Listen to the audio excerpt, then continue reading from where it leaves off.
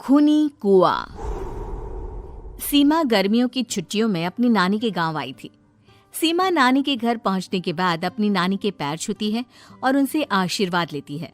तभी उसकी नानी उससे कहती है, इतनी बड़ी हो गई मेरी सीमा, चल जल्दी से हाथ मुंह धो ले, मैं तेरे लिए खाना लगा देती हूँ। भूख लगी होगी ना? हाँ नानी, भूख तो लग रही है मुझे, आपके हाथ के बने हुए पीले दाल और चावल खाने की। कितना टाइम हो गया है मुझे आपके हाथ का बना हुआ दाल चावल खाए हुए। तू तो नौकरी में व्यस्त थी, तो तुझे कहाँ से टाइम मिलेगा अपनी नानी के लिए? और जब इतने टाइम बाद आई है तो ज्यादा टाइम के लिए रुक कर जाएगी तू। हाँ नानी, इस बार पूरे 2 महीने के लिए आई हूँ। सीमा की नानी अंदर जाकर उसके लिए खाना बनाने लगती है। सीमा कमरे में अकेली होती है, तभी उसे किसी औरत के रोने की आवाज सुनाई देती है। वो कभी खिड़की से बाहर झांकती है तो कभी दरवाजे से बाहर झांकती है। उसे समझ में नहीं आ रहा होता है कि आखिर रो कौन रहा है। तभी नानी खाना लेकर आ जाती है। वो अपनी नानी से कहती है, नानी, कोई औरत रो रही है क्या?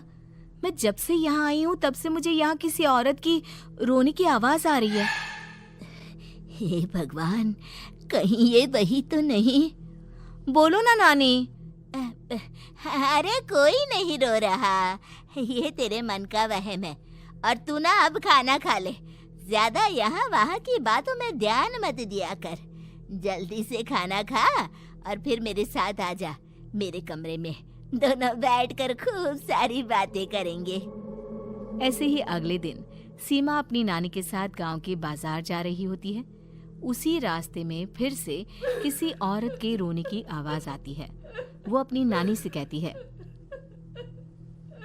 अरे नानी, क्या सच में तुम्हें अभी भी किसी औरत की रोने की आवाज नहीं सुनाई दे रही? मुझे किसी औरत की बहुत बुरी तरीके से रोने और चीखने की आवाजें आ रही है।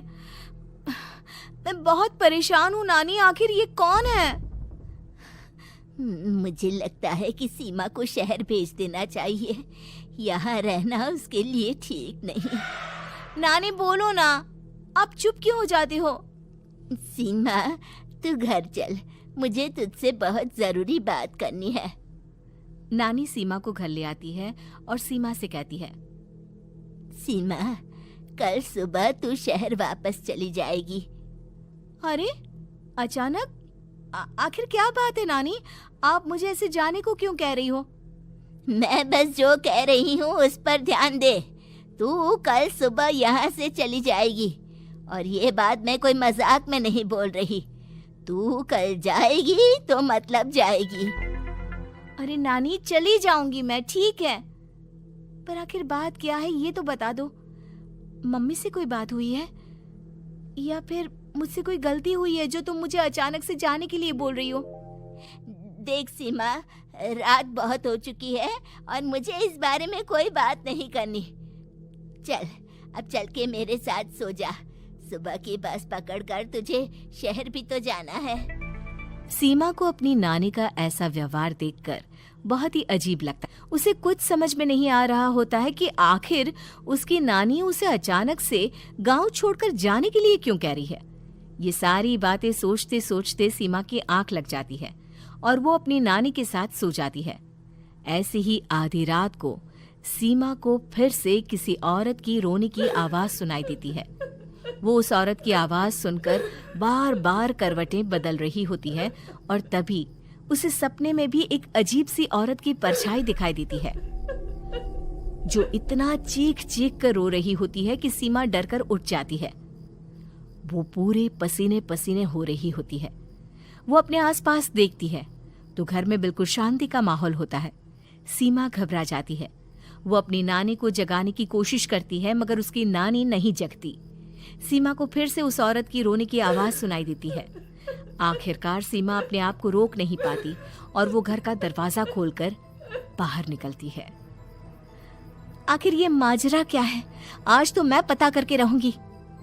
अब आवाज का पीछा करते हुए सीमा आधी रात को गांव के चौपाल के पास बने कुएं के पास पहुंच जाती है, जहां कुएं की चारों ओर बेड़ियां लगी होती हैं उन बेड़ियों में लगे हुए ताले के साथ एक लाल रंग का कपड़ा और माता रानी का कलावा बंधा होता है।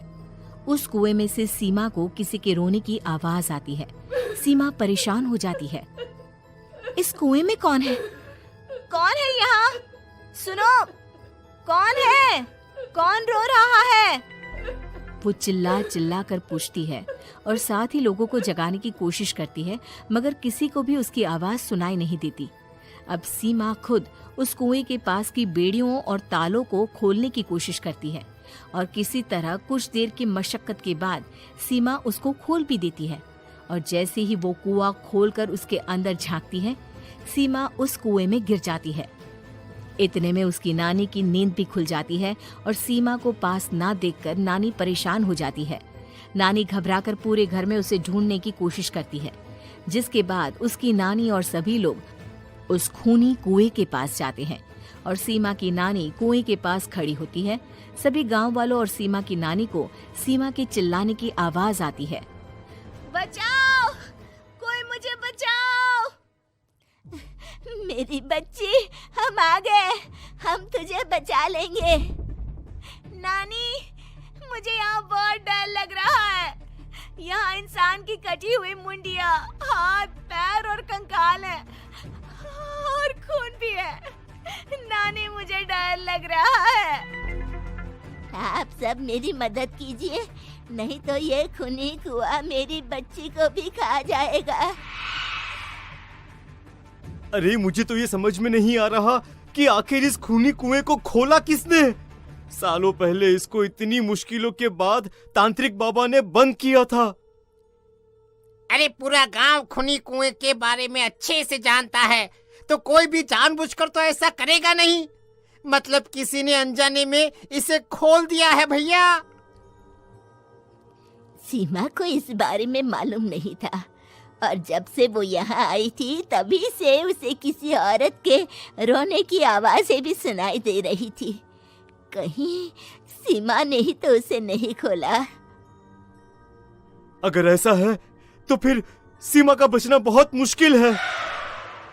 वहीं कुएं के अंदर सीमा रोते हुए बैठी होती है कि उसे आवाज सुनाई देती है जो कुएं के बाहर खड़े गांव वालों में से किसी को सुनाई नहीं देता।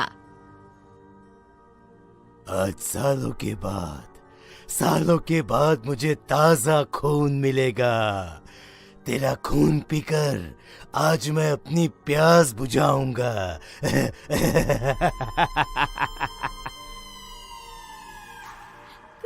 कौन है? मत मारो प्लीज, मुझे जाने दो प्लीज। मैंने किसी का क्या बिगाड़ा है? वो तुझे मरने के बाद पता चल ही जाएगा। जितने में गांव वाले और सीमा की नानी कुछ सोच पाते, उतने में उन्हें सीमा के चिल्लाने की आवाज आती है और अगले ही पल सब शांत हो जाता है। क्या हुआ? सीमा, मेरी बेटी। माफ करना बहन, लेकिन अब सीमा वापस नहीं आएगी। हमें एक बार फिर से कुएं को बंद करना होगा। गांव वाले तभी तांत्रिक को बुला कर लाते हैं। एक बार फिर अपनी शक्ति से तांत्रिक बाबा उस कुएं को हमेशा हमेशा के लिए बंद कर देते हैं और वहां एक बोर्ड लगा दिया जाता है कि यहाँ आना मना है।